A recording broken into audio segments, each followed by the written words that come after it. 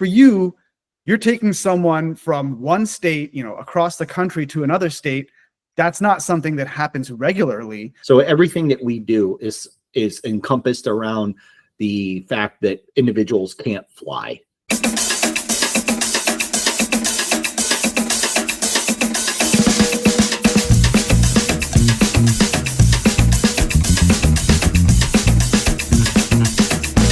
Back to NEMT experts. I've got Andrew Brainard, the CEO of TransMedCare. They only do 300 plus mile long trips. Very unique NEMT business model. Andrew, thanks so much for being with me. How are you? Great. Thank you for having me today on your podcast. You have a very genuine audience that I see, in people who are interested in the non-emergency transportation world. So I appreciate you having me on as a guest today. Absolutely. Thank you. So, Andrew, I want to dive right into your background. You started in the NEMT industry at the age of 22 as a driver, and you have now built what, as far as I know, is the only NEMT business that does only long distance trips. Can you just walk us through your background, from when you started in the NEMT industry to starting TransMedCare and how you got into this only long distance trip model? Of course. So I started, like you said, I was 22, 23 when I started. I had a roommate, because I was renting a room at the time, who had a non-emergency transportation company that did local transports, and he needed help. And I had a nighttime job, so I had plenty of time during the day to help him with driving and picking up patients. And he just kind of gave me more and more responsibility. He would, he's like, okay, you take over the marketing, try to get us more business. Little by little, I helped grow that business for a year, and then moved on to the next company and the next company and the next company, continuing to help each business owner I worked with build their business based on my ability to market, help with dispatching, technology, things of that nature. Then it was in 2015, after working for another company that does long distance non-emergency transportation. So we're not the only company, but there isn't many that do what we do. I decided I can just do this myself, and I can provide a better service, not only to the clients, but also to the people who work for the company. So I started my own in 2015. There's about 5-6 companies that just specialize in long distance through the whole nation. There could be more, but that's, from my research, that's all that exists.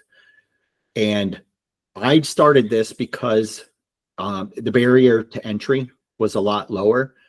When you talk about non-emergency transportation, as far as local stuff, you're competing with bigger companies in your city. You're trying to compete for contracts.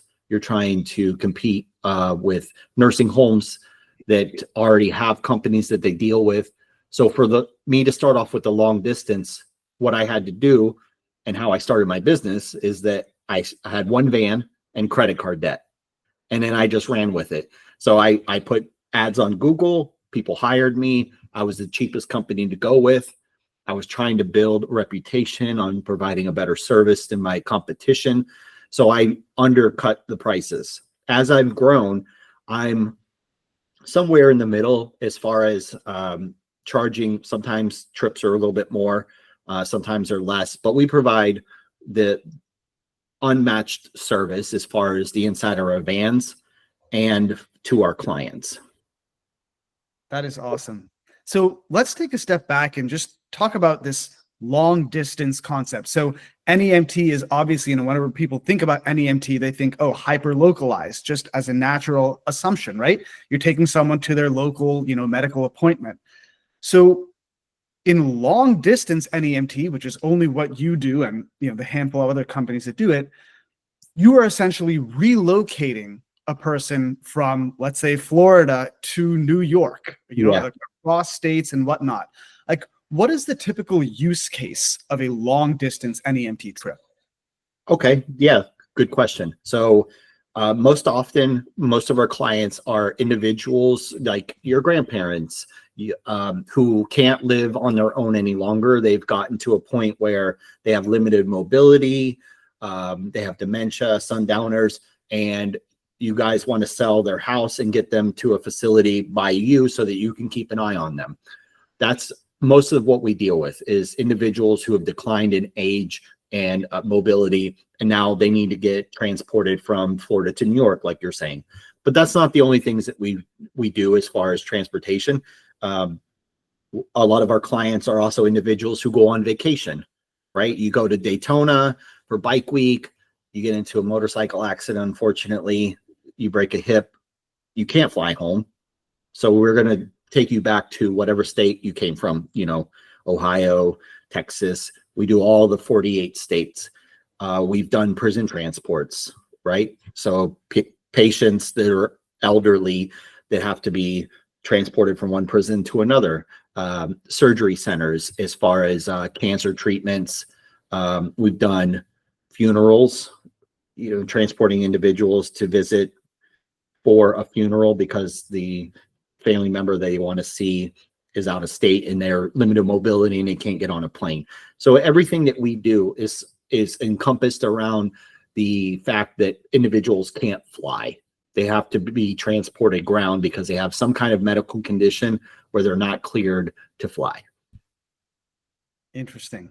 And this probably means that you're not getting a whole lot of repeat business. In local NEMT, it's like, hey, here's a person that needs to go to their dialysis maybe, 3 times a week, or whatever medical appointments on a regular basis. For you, you're taking someone from one state, across the country to another state. That's not something that happens regularly. So I'm curious, how do people find out about you and say, okay, yeah, I need this service. I'm going to get TMC to do it for me? So, 90% of our business comes from Google Ads, advertisement. We have a Facebook reputation. We have 44,000 followers on Facebook. Also, case managers from previous hospitals or nursing homes that we've transported from, they call and give a great rapport of the service that we provided. So there is some referral aspect of things, but for what you're saying, yes, it's usually one-off clientele.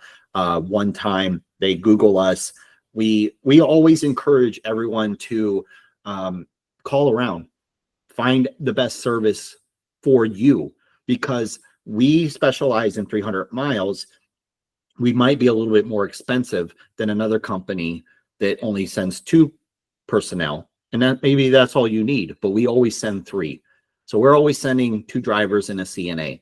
We're always ensuring the safest transport, because when we do your short trip, 6-hour trip, Florida to Georgia, that doesn't mean that we're done, right? They have to go to Georgia and then they have to pick up in Georgia and drive all the way to Texas. That's a long trip.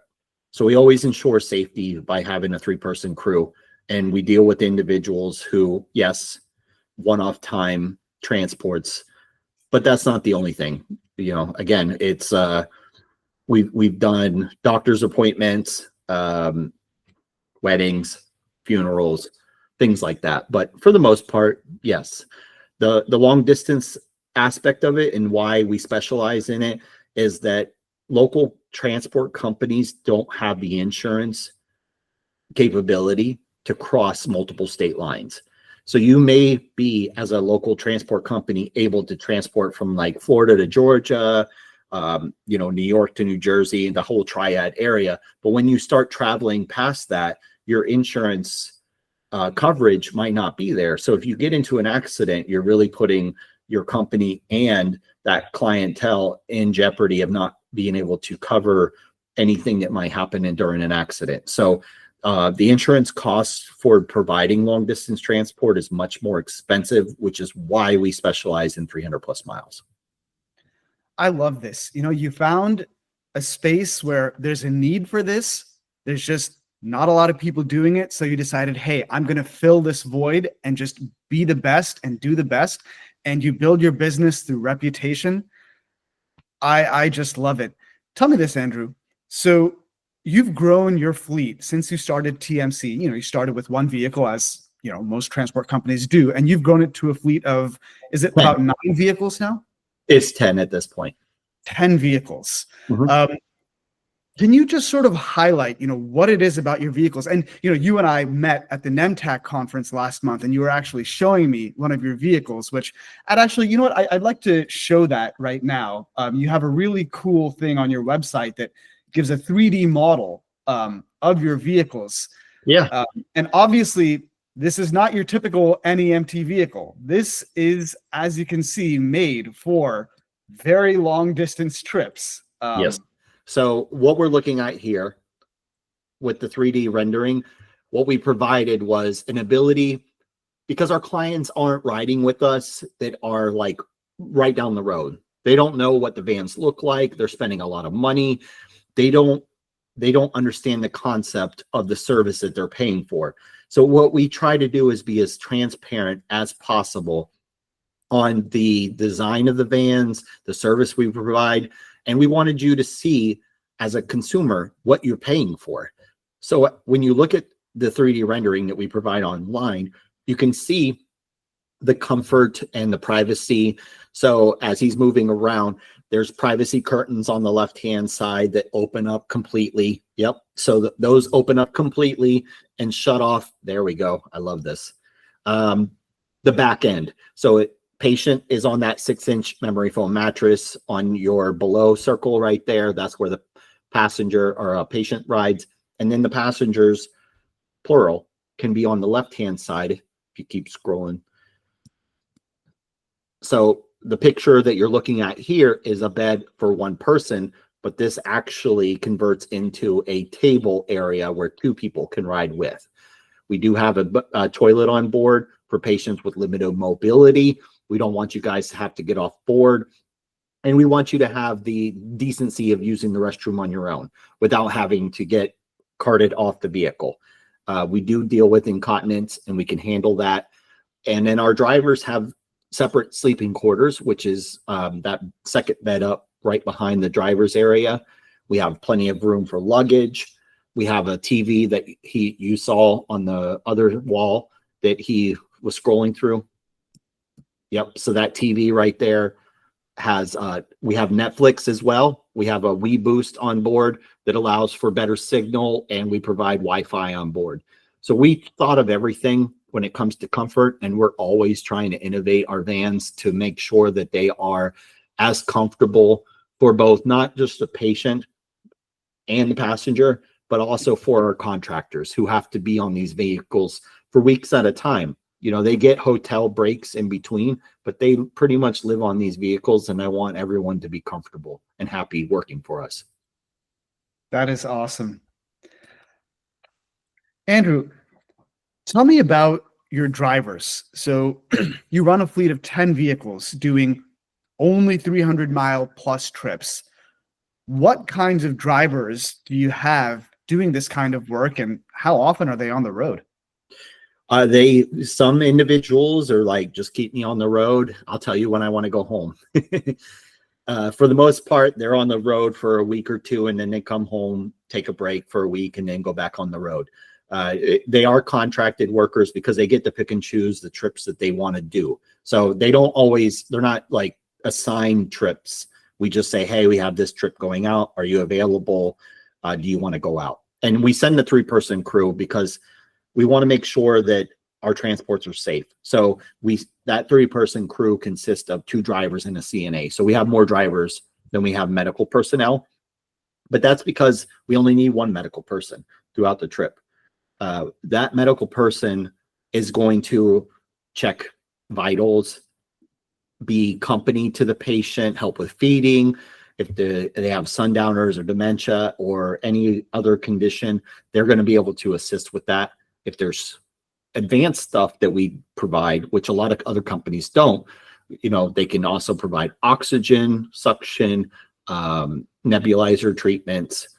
We don't deal with anything emergency wise, but we try to help you with everything you need non-emergency wise, that you don't want to ride in an ambulance for Florida to New York, right? We want you to be comfortable. So the vans are designed in a way that it's it's kind of like an RV and a non-emergency room all in one. Yeah. Yeah, it looked like it. I'm so curious to know about just how you manage operations, because a lot of NEMT businesses, they'll have an overnight storage location for the vehicle. And the vehicle does their trips for the day, they come, and this is where the vehicle sits overnight. But in your case, I mean, you'll send vehicles all across the country for, however long. Is there like a home base for the vehicle after you take, a passenger from Georgia to Texas? Is it just like, hey, where's the next trip? And, how do you even figure out the scheduling of your vehicles? I have a great operational person who's worked with me for over 5 years. She learned everything that I do, and she's amazing at knowing where vehicles need to be, when, and how. We do have a location in Las Vegas where we store vehicles and restock in that area because we do a lot of West Coast stuff, and we want to make sure that we're able to assist customers in a timely manner, right? A lot of patients are calling. Not all of them are calling for 2 weeks out. They're calling, I need to go yesterday. And I'm like, okay, how do we make that work for you? And that's why we keep a Las Vegas location. But yes, our vans are going everywhere. And what we do is because we have a 10 vehicle fleet, we're able to move trips around. So if trips are lined up perfectly for this van, but then another trip comes in and they want to go last minute, then we can just move them around with different vehicles. So we're always, even my operations manager, the one that books all the trips and schedules them, she has to be a meteorologist as well, because we're dealing with countrywide weather, right? In the wintertime, you have snow, you have blizzards. In the summertime, you have mudslides, rain, hurricanes, tornadoes. She is amazing at making sure that she sees the weather. We have to postpone trips sometimes because of the weather, because we're dealing with, it might be sunny in Florida, but the hurricane's hitting in Alabama and we can't take you there today. You got to wait till tomorrow. That's just the way it is. Yeah, this is a lot more than your normal dispatching job. Yeah. I mean, a lot of NEMT businesses think, okay, here's my vehicle, loaded miles, unloaded miles, downtime for the vehicle. I want to keep my vehicles as much of the time as possible moving with a passenger inside that vehicle. Mm-hmm. I mean, for you, how does that work? I mean, how much utilization do your vehicles get? I mean, is there a good amount of downtime for your vehicles between trips sometimes, or are you just always booked and trying to fit in as many passengers with these cross-country trips as, all the time? So it's for what we deal with, because the nursing homes and rehab centers, the way that those individual companies work is that it is like the 1st and the 15th of the month, right? You're renting a room. Renting a room is like renting a house. So our busiest times is always at the beginning and the end of the month, because individuals are moving out of nursing homes and coming into nursing homes. So those are always our busiest times. During the middle of the month, things slow down a little bit, but we still have hospitals that contact us, because whether it's the 1st or the 15th, if you got a surgery and you've cleared to leave and you got to get back to, South Dakota, it doesn't matter. And you're in Orlando, you got to go, you got to figure out how to get there. Okay. As far as scheduling for the vehicles, it is book as many trips with the vehicle, giving the contractors enough downtime in a hotel to get proper sleep ready for the next transport. Most of our trips are about 18 hours on average. So we want to make sure that our crew is taken care of and getting the sleep that they need so that they can be the best that they can be for each client individually. We keep 2 vehicles out in Las Vegas so that we can be able to service people quicker. As far as downtime in between, again, that it just depends. We run when we're busy, we run about 70 to 80% capacity on our vans. We're always going to have 1 or 2 down that are down for maintenance things, because we're putting a lot of miles on our vehicles. So our vehicles retire at about 750,000 miles, which is unheard of for a gas vehicle, but that's what we deal with. My very first vehicle, Med 1, did 1 million miles before he got retired. So A we're million miles. 1 million miles.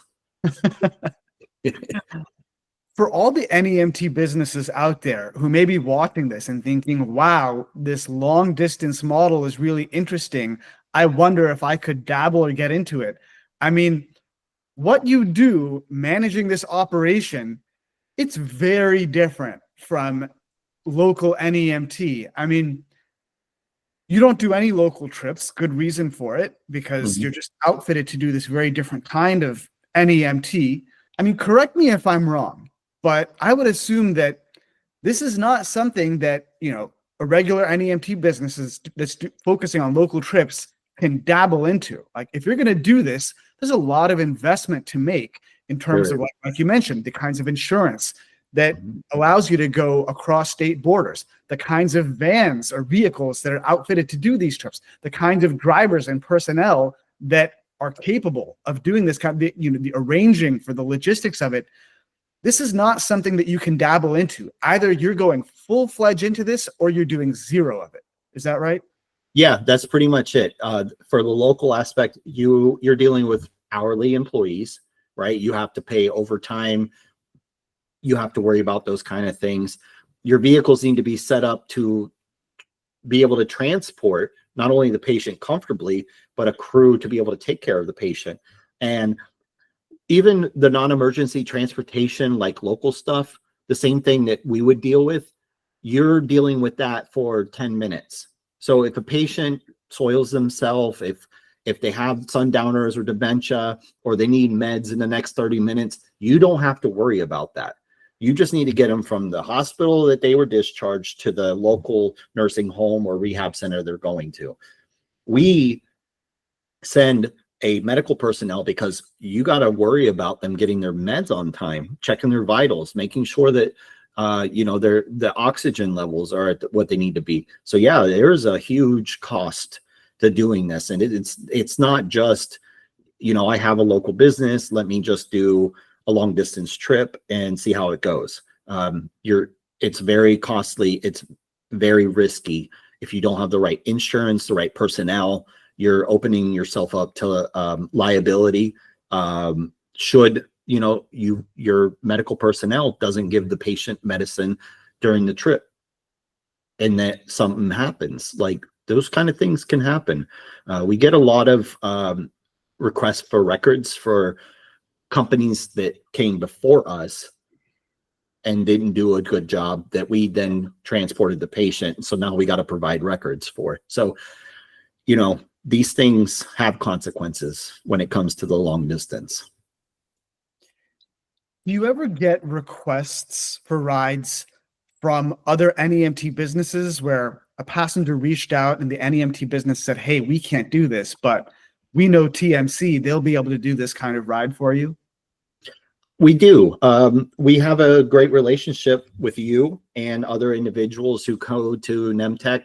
They do local transportation, that see what we do, and they're like, hey, like we're never going to do this kind of work. We want to make sure that they go with a good company.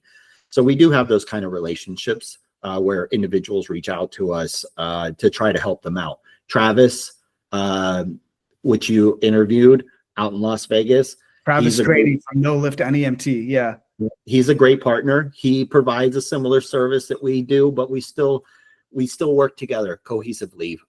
He has trips that he can't always do, and he will talk to us. So we're always here to help the local companies service their customers, because it's important. Yeah, I love that. Andrew, you've grown this business to a fleet of 10 vehicles in less than 10 years. Where do you see TMC going in the next 10 years? That's a good question. I got to be careful how I answer this, because competition might be listening. I see the fleet continuing to grow and creating additional hubs in strategic areas. The reason that the hubs are important is having the vehicles come back to a certain place to have general maintenance done, inspected, restocked, things of that nature. So we have other than Las Vegas, we have 3 other states and cities that we're interested in putting primary locations in where we keep vehicles there as well. We also are eventually going to get into the local business, just because there's a high demand for it and a high need for it. Where we only do long distance, because we advertise the 48 states, we get a lot of calls for local stuff. So we also are keeping track of that, because there are certain areas that are not being serviced as much as they should. So that will be us capitalizing on the local transport as well.